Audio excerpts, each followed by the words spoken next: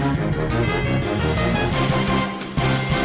welcome back to Newswatch 10. Today we're here with special guest Steve Bovis from one of the lead designers at Majesic Makers, a software company who's in some hot water recently over their recently released game, Limbo the Lost. This game has attracted a great deal of negative attention due to its blatant stealing of the gameplay environment used in Oblivion and the Thief series. Welcome, sir. Thanks for having me.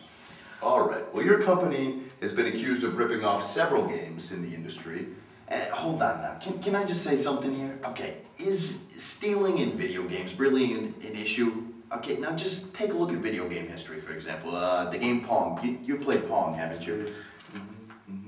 Well, Pong was essentially the same idea as Magnavox's home entertainment tennis game. They basically took the game and improved upon it by adding sound, a score tab. It's basically the same thing. Yes, that's correct, but Magnavox sued them and... Now, can I just say something here? Just hear me out.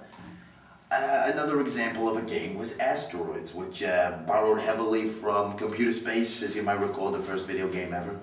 It took the concept and improved upon it by adding simpler controls and a more fun-tastic environment. Fun-tastic?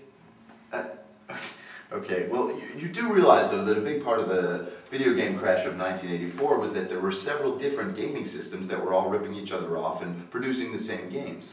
For example, Pac-Man had several rip-offs, like New Puck X, Puck 1, Pac-Man, New Puck 2, Pucky-Man Puck. Games like this is what essentially led to the crash.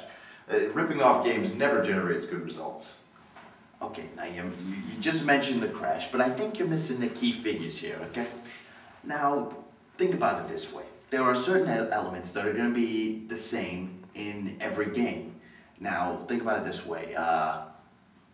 It's like you are good and the Nazis are bad, so you killed the Nazis. This is the same formula for every World War II game, okay? And now think about Saints Row. That was a game that was pretty much a rip-off of GTA 3, but it took the game and improved upon it. And 50 Cent's Bulletproof, are you freaking kidding me? That game is just a rip-off of Max Payne. Well, some people would say that it was a rip-off of Tupac's Bulletproof, as you will recall, in 1996, was removed from the shelves after his tragic shooting, rest in peace. But, you know, it's just games like this, it just happens. But there is a fine difference between copying themes and directly copying game environments and gameplay. That's what you and your company is guilty of. Some may argue that there is no originality left in the video game industry and that stealing is a very hazy line. Is stealing themes ripping off, or is stealing environments and characters ripping off? Unfortunately, the industry is still so new that it's very hard to find out what constitutes a rip-off. And that's all the time we have for tonight. All right, well, thanks for having me, but I think you're way off, and I think you owe me an apology for accusing me of stealing and making me look like a fool here.